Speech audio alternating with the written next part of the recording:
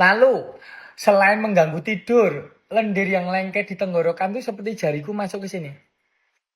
Ketika lendir itu ngatelin di sini bisa bikin mual muntah atau jadi sedikit mual jadi malas makan.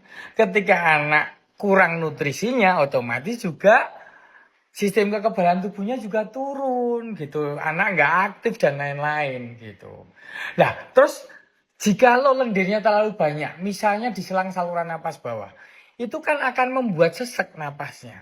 Bahkan kalau sampai napasnya kenceng, bunyi grek-ngik, lah itu malah harus diuap.